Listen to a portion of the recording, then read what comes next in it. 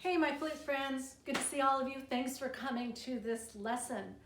What we're going to talk about today are annoying habits. Oh my gosh, there are so many annoying habits that we all have done with the flute. And there's way more than the 6 I'm going to talk about. Every flute teacher has pet peeves, and these are ones that just bug me when I see them. So let's just go through them one by one, and hopefully this will help you. All right, number 1, holding the flute the wrong way. A lot of beginners, it's really awkward. It really is awkward holding the flute, and I get that. Okay, but what I see a lot of kids do is they rest it on the shoulder, they bring the shoulders up, and they rest it, and then they start playing, and it's just awful, it's uncomfortable, you're gonna get a neck ache. It's awful. So instead of going like that, you want to be able to balance it, and I'll spend another lesson really learning to balance it the right way. But basically, you want your chin up a little bit, shoulders are down, and you don't want it too far forward or too far back, at about sort of like this angle is about right, and your arm is about, I'd say 45 degrees angled down like that. We don't want it up like that because that brings the shoulder up and you're gonna get a neck ache. So if you're ever really uncomfortable when you're holding the flute, stop. You're doing something wrong, okay? Because when we do it right, it's pretty comfortable, and I know it takes time to learn to hold the flute and balancing it the right way. So just don't do that for me, okay? Also, as far as the hand goes, okay, you want the right hand, pretend you're holding a backwards hamburger, and you put it right over there. This always bugs me too. This finger here, pointy finger, index finger, never goes down like that. And I'm going to talk about that a little bit for the last one, so I'll save my time for that. All right, number 2, raising the shoulders when breathing. Okay, everybody has done this. Breathe. And you go up like that and your shoulders go up. What happens is your diaphragm is not able to expand enough. You're not getting all the air in your lungs that you really can. So nothing like, and you don't put your shoulders back when you breathe. So you want to just relax and take a nice sort of a back-filling breath. And you want to feel your ribs expand, fill up your back, and let the air whoosh in through an open throat, almost like you have a yawn, and the air can come through both your nose and your mouth, and just a relaxed. If you go like this, you only have half the air. Okay, so really practice relaxed breathing. Filling up your back is a good analogy, and just letting the air come out sort of kind of slowly. And I'll talk about that another time too when it comes to breathing. That's like a whole nother lesson. Number 3, oh my goodness, grunting notes and not tonguing. This really gets me. I talked about this in another lesson a little while ago. Grunting, it's this when you play like, I think my Napoleon is going to howl. He hasn't heard the flute yet today. Let's see if he does it.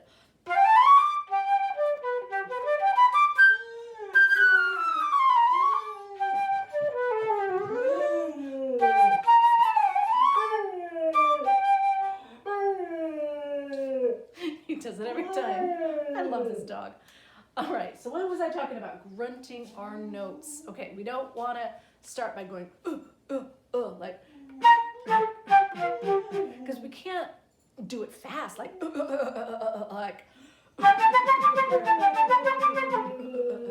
we always tongue our notes. Tonguing, little T action. Pretend you have a little grain of rice right at the end of your tongue, and you want to spit it out gently, like, if you're not sure what I mean, just get a little piece of rice, a little rice grain, put it on the tip, and it's a gentle T action. It's not like, but we really need to be able to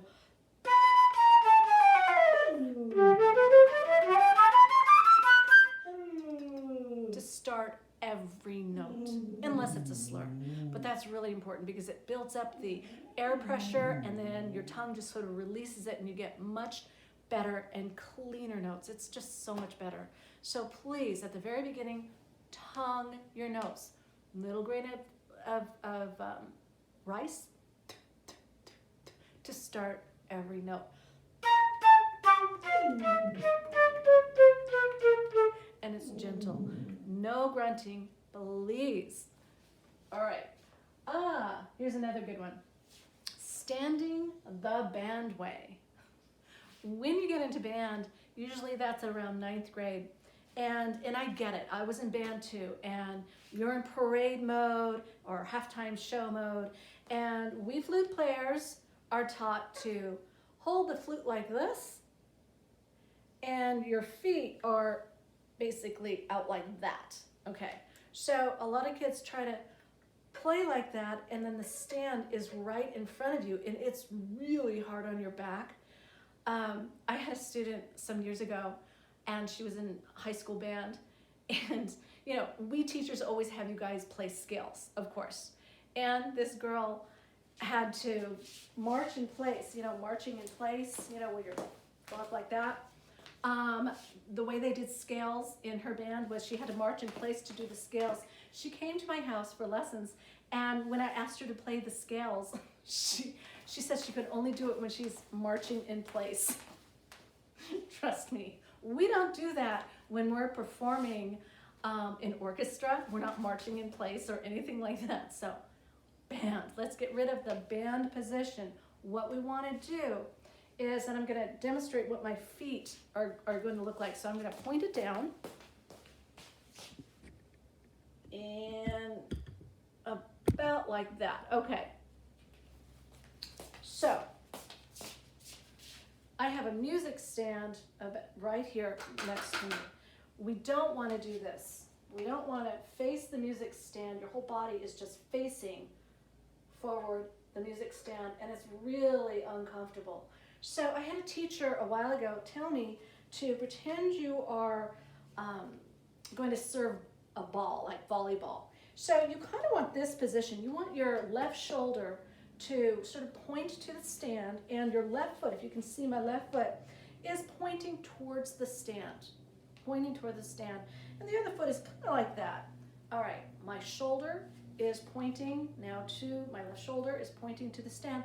And then what you want to do is you want to then turn your body, okay, just twist your body towards the stand. And you still have this foot position down here. You'll find that it's a lot more comfortable, so much more comfortable. So practice doing that. Forget about being in the band position when you are at home.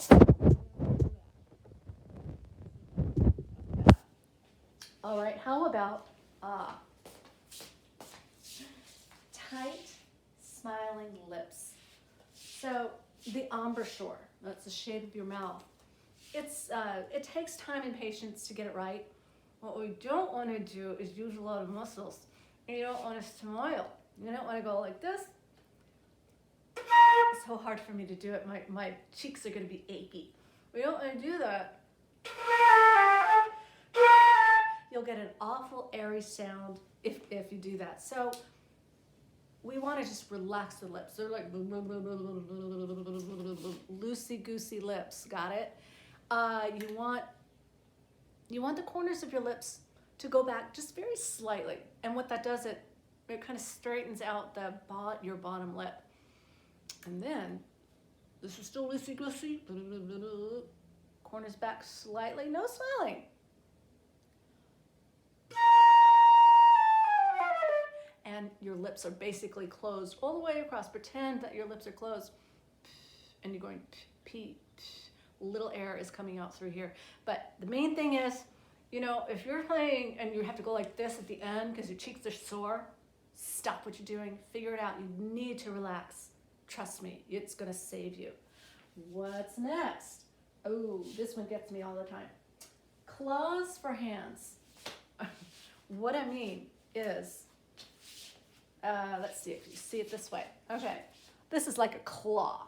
All right, some people just clamp down onto this and push down like they're hanging from a tree branch. And this right hand is like a claw. And oh my gosh, it's going to be impossible to play fast because your fingers are already clampy and so backwards hamburger or a C, you have a little ball in your hand, whatever works for you. Usually the thumb is underneath the index finger like so, and you just relax like that, no claw. Same thing with this position here.